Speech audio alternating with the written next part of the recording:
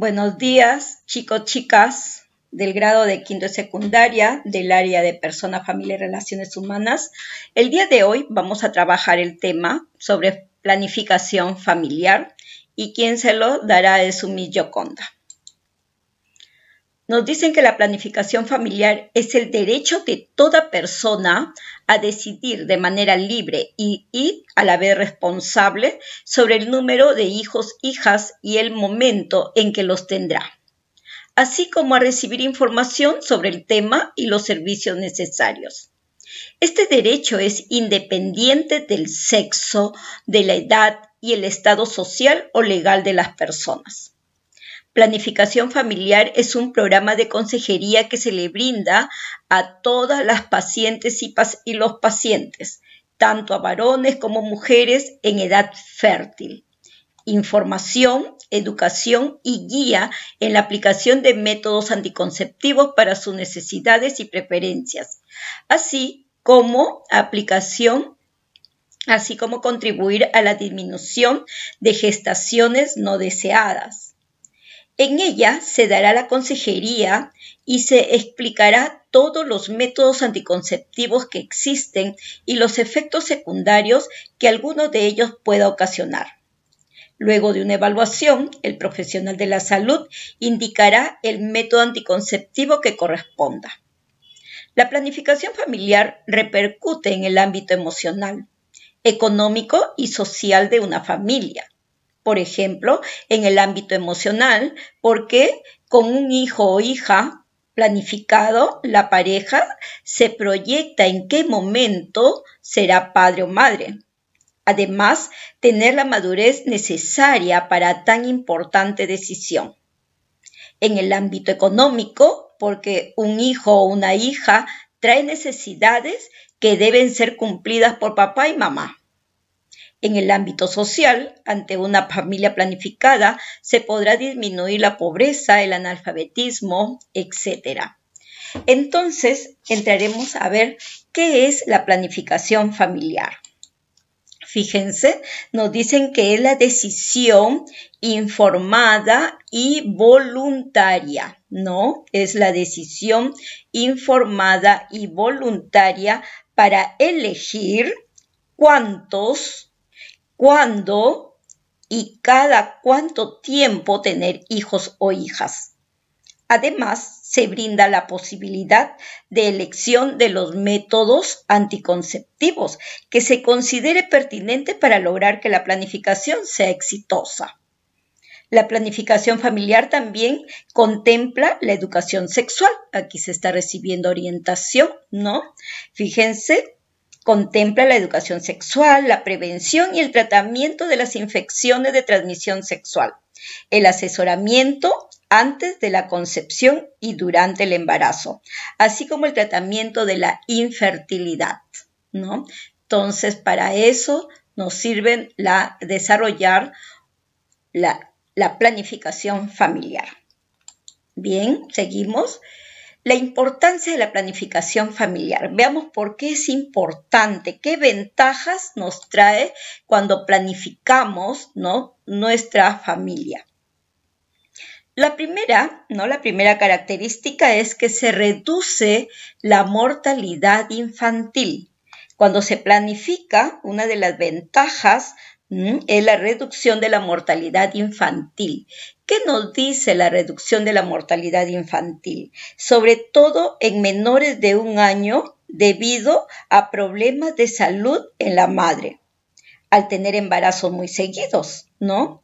El esperar 2 años después del parto ayuda a las mujeres a tener hijos, hijas más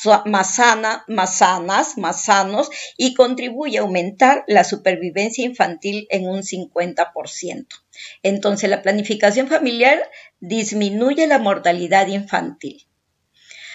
Otra ventaja es que la prevención de riesgos para la embarazada. Fíjense, hay prevención de riesgos para la mujer embarazada. ¿En qué forma? A limitar el número de embarazos que la mujer va a llevar a término, así como el aspecto entre ellos. La salud y el bienestar materno van a mejorar en gran medida. Del mismo modo, al limitar los nacimientos a los años de mejor salud del periodo reproductivo de la mujer. También se disminuye el riesgo de muerte materna y fetal. Fíjense, cuando se tienen los hijos, ¿no?, seguidos, ¿cuáles son esas principales causas de muerte materna? Las enfermedades crónicas previas, como por ejemplo la diabetes, presión alta, ¿no?, VIH. También tenemos las hemorragias posparto, después de haber dado a luz, se pide un tiempo preventivo que la señora que repose, no se cuide, y así se puede evitar estas hemorragias. La eclampsia, ¿qué viene a ser la eclampsia? Ustedes habrán escuchado, ¿no?, el preclance. ¿Qué es el preclance? El preclance viene a ser un conjunto de síntomas. Por ejemplo, se empieza a ver el aumento de la presión arterial en la mujer embarazada, también aumento de proteínas en la orina, luego se ven hinchazones y las hinchazones en los pies y en las manos, y eso le trae problemas. ¿Por qué? Porque en el momento que está dando a luz, la señora sube la presión arterial y entonces puede producir la eclampsia, que viene a ser las convulsiones. Convulsiona la mujer, convulsiona el bebé y puede llegar a la muerte, ¿no? También ya hemos dicho la hipertensión gestacional, el aborto es otra de las causas de la muerte materna, los embarazos extrauterinos, cuando el embrión se incuba en las trompas de falopio o fuera del útero, ¿no? Se habla de un embarazo extrauterino. También es una muerte obstétrica de causa no especificada, también se dan una embolia obstétrica, enfermedades maternas de infección, ¿no?, que complican el embarazo y otras más. Entonces, la planificación va a reducir esos riesgos para la mujer embarazada. Muy bien, seguimos. Otra ventaja es que hay prevención de la infección por VIH. Fíjense, entonces se va a realizar una prevención de la infección por el VIH. Por una parte, se evita el embarazo no deseado en las mujeres infectadas con VIH, lo cual disminuye el nacimiento de bebés infectados y huérfanos, porque a veces muchas de estas mamás van a llegar a la muerte, ¿no? Cuando se desarrolla el SIDA, mueren y entonces van a quedar huérfanos los niños. Por otra parte, los métodos anticonceptivos, acá tenemos un método anticonceptivo, ¿no?, como el preservativo, ofrece una doble protección, ya que evitan el embarazo y el riesgo de infecciones de transmisión sexual como el VIH. Muy bien. Luego también vamos a encontrar que hay una disminución de los abortos, puesto que la planificación familiar disminuye la obtención de embarazos no deseados. También disminuye el número de abortos que se realizan de manera peligrosa, los cuales representan un 13% de la mortalidad materna infantil. Fíjense, cuando se hace un aborto, ¿no?, se extrae así al bebé, ¿no?, al feto, se extrae en pedazos. Entonces, para evitar estos abortos es que se desarrolla la planificación familiar, se da la planificación familiar. Luego también se da la disminución de embarazos en adolescentes, ¿no? 10 años, 11 años, 12 años, tenemos a adolescentes embarazadas, ¿no? Y ella preocupada, ¿qué hago? Dice, ¿no? ¿Qué hago? Pero ya, pues, ya lo hizo. Entonces, hay que enfrentar. Esta disminución del embarazo en adolescentes corren un mayor riesgo de dar a luz a un bebé prematuro con bajo peso al nacer. Además, las hijas de las mujeres adolescentes presentan una tasa mayor de mortalidad neonatal. Después que nacen, mueren. Asimismo, también se consigue reducir la tasa de abandono escolar al reducir los embarazos en adolescentes. Entonces, para eso sirve la planificación familiar. Luego, también se busca la disminución del crecimiento de la población. Aquí yo he puesto una imagen contraria. Ante esto es que también se pide la planificación. Por ejemplo, estas familias, estos esposos nunca han pensado en poner en práctica la planificación familiar. Si tú cuentas, imagínate cuántos niños tiene cada familia, ¿no? Cada papá y mamá, cada familia, cuántos bebés. Aquí mira papá, mamá, aquí hay 4 bebés y todavía viven con los abuelitos. Igualmente acá, ¿no? Acá hay 5. Acá hay 5 porque mamá tiene 1 en brazos. Y así sucesivamente si contamos. Entonces, la planificación ha ayudado a la disminución de la población. La planificación ejerce un control de la natalidad, ¿no? En nuestro país, cual aporta beneficios para la economía, el cuidado del ambiente y el desarrollo sostenible. Fíjense, la disminución de la población, sí, porque no podemos estar, no puede darse en nuestro país una explosión demográfica. Muy bien. Entonces, estamos dando a conocer toda la información necesaria para una adecuada planificación familiar. Es importante para lograr el bienestar de la pareja, autonomía de las personas y apoyar a la salud y mejorar el desarrollo y evolución de una sociedad. Entonces veamos, ¿qué son los anticonceptivos? Esto también es otra situación. Son las estrategias, ¿no? Nos dicen que son las estrategias para impedir o reducir de forma significativa las probabilidades de que se produzca la fecundación y con ello el embarazo. Su uso se generalizó a mitad del siglo XX como forma de planificación familiar y control de la natalidad.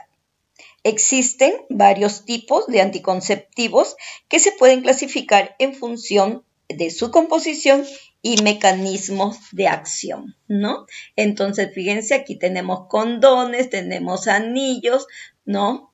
Tenemos también anticonceptivo de barrera, los parches.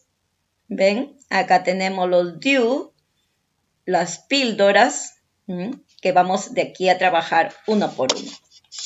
A ver, veamos. La clasificación de los anticonceptivos. Fíjense, aquí tenemos anticonceptivo de anticoncepción natural. El que tenemos en este extremo, ¿no? En estas 2 imágenes, ese es el Oyino-Naus, que se basa en el control del ciclo menstrual para evitar mantener relaciones coitales en los días fértiles de la mujer, ¿no? Que son aquellos en los que se produce la ovulación. Aquí tenemos el Oyino-Naus, que es el que se controla a través de nuestra menstruación. Es un anticonceptivo natural. Fíjense, para poder poner en práctica este anticonceptivo, tienes que poseer una menstruación regular, ¿no? Cada 28 días baja tu menstruación, entonces sí puedes aplicar este anticonceptivo. De lo contrario, sería imposible, ¿no? Sería imposible. ¿Por qué? Porque después de la menstruación, que dura 5 días, hay unas personas que duran 5 días, otras que duran 6 días, otras duran 7, otras duran 3. Después de los días de menstruación se cuentan 5 días. Esos 5 días después de tu menstruación son días no fértiles, ¿no? Después de esos 5 días vienen los días fértiles, que son los días de ovulación, que pueden ser 6 días o pueden ser 5 días, ¿no?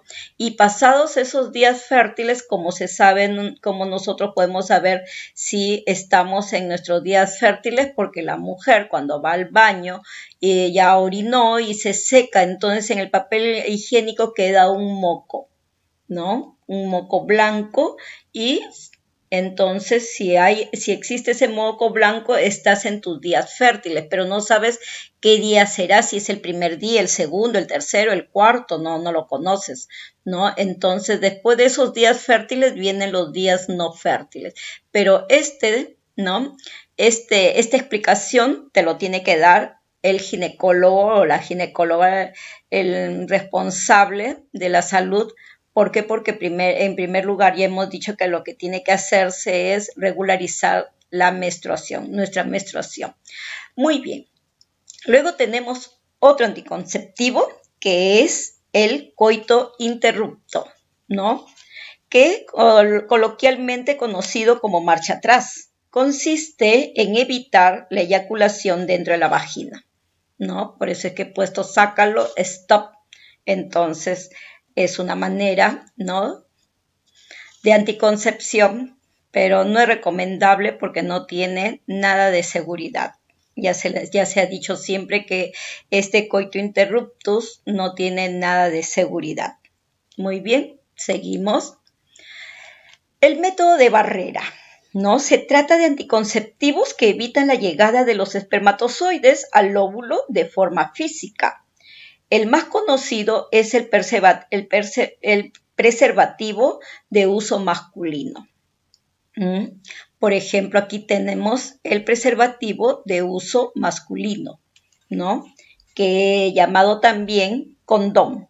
Tiene forma de funda y se coloca alrededor del pene.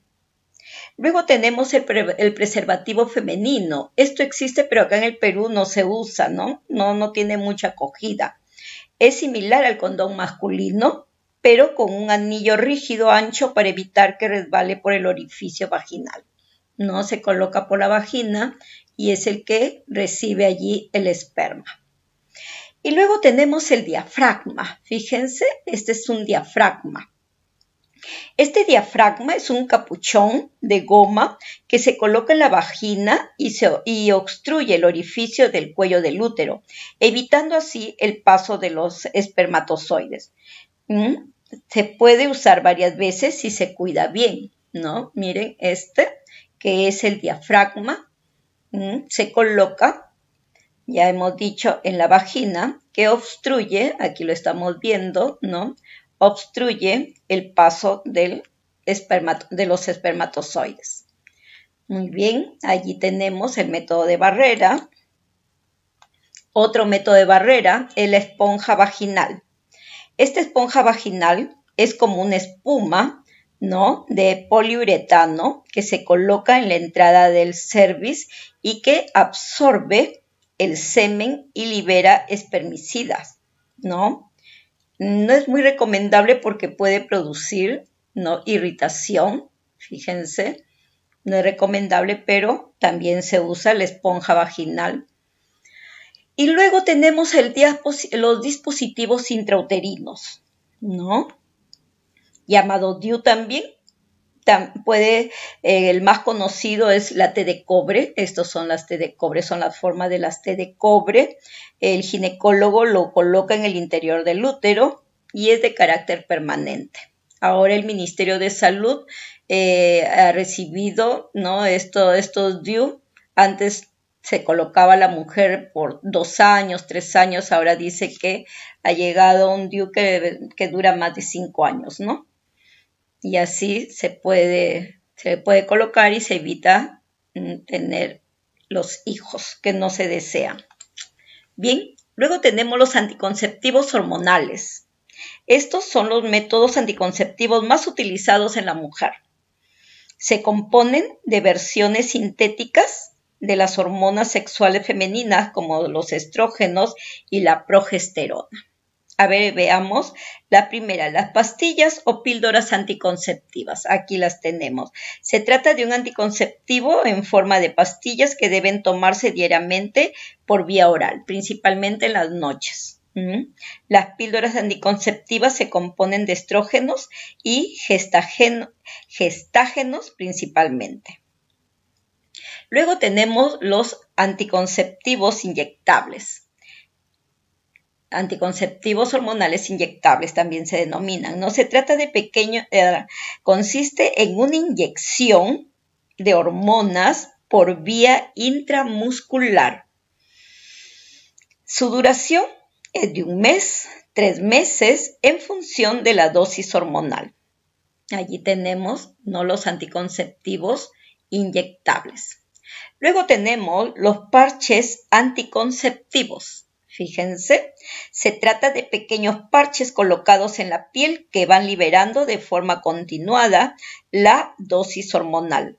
Pueden colocarse en los glúteos, aquí tenemos, ¿no? Se pueden colocar en los glúteos, en la espalda, en el brazo, ¿no? En el vientre, en todos esos lugares se pueden colocar. Dice que se deben cambiar una vez por semana. Hay que cambiarlos. Fíjense, estos parches hay que cambiarlos. Luego tenemos el implante anticonceptivo, que es lo que actualmente se está utilizando, ¿no? Consiste en un pequeño implante de plástico flexible que se coloca bajo la piel del brazo y va liberando la dosis hormonal necesaria para evitar la ovulación. Su principal ventaja es que puede durar 1, 3 o 5 años. Por tanto, es un anticonceptivo permanente con alta eficacia anticonceptiva. Esta es la maquinita, ¿no? Esta es la maquinita con la que se van colocando cada una de estos tubitos. Son 5 tubitos los que se colocan acá en el Perú. Acá, miren, acá hay 6, pero acá en el Perú se colocan 5 tubitos, ¿no? Y mayormente es en esta parte del brazo. Muy bien, esos son los implantes, ¿no? Anticonceptivos. Y luego tenemos el anillo vaginal. Este anillo vaginal consiste en un aro flexible, lo estás viendo allí. Este personal de salud lo está doblando. Se coloca en el cuello del útero que va liberando hormonas. Se cambia una vez al mes y la mujer lo hace en su propia casa. Esos son los anticonceptivos hormonales. Luego tenemos los anticonceptivos definitivos y de emergencia. Los que están acá arriba son los anticonceptivos definitivos. Se trata de una anticoncepción permanente de gran eficacia que requiere una intervención quirúrgica. Aunque en un principio estas operaciones eran irreversibles, actualmente existe la posibilidad de revertirlas. No obstante, la eficacia de la cirugía de reversión no es muy elevada y no es posible asegurar que la capacidad fecundante se recupere totalmente, ¿no? Entonces, sí, hay unas imágenes donde ¿no? Por ejemplo, en la vasectomía, en estos conductos seminales se dobla y allí se hace un nudo, ¿no? Estos conductos se dobla y allí se le hace un nudo. Lo mismo acá también en las trompas de falopio. No se cortan, sino se hace un nudo, se comprime allí y entonces cuando ya la mujer desea o el varón desea tener hijos, entonces se saca ese nudo y vuelven pueden regresar a la concepción, aunque también dicen que a veces demora muchos años para que eso se regularice. Bien, veamos la vasectomía. Esta es la vasectomía. Los conductos seminales se cortan para impedir la salida. Miren, aquí estamos viendo, están cortados, ¿no? Se cortan, dice, para impedir la salida del esperma del testículo, por lo que el eyaculado no muestra espermatozoides. Y luego tenemos la ligadura de trompa de falopio, que es la obstrucción o corte, acá se ha cortado, ¿no? De las trompas de falopio de la mujer que impide el paso de los óvulos, por lo que nunca se encontrarán con los espermatozoides. Estos métodos tan drásticos solo deben utilizarse si se está seguro de no querer tener más hijos en el futuro. Y luego tenemos, ¿no? Los métodos anticonceptivos de emergencia. Se trata de la píldora del día siguiente. Es un método hormonal oral con una alta dosis hormonal que inhibe la ovulación y la fecundación. Se tiene que tomar dentro de las 72 horas de haber mantenido la relación coital, ¿no? Aquí está. Esto es el método anticonceptivo de emergencia. Bien, chicos, chicas, espero que les haya sido de su agrado, ¿no? La sesión que hemos tenido hoy día. Y entonces, esto es para cultura general.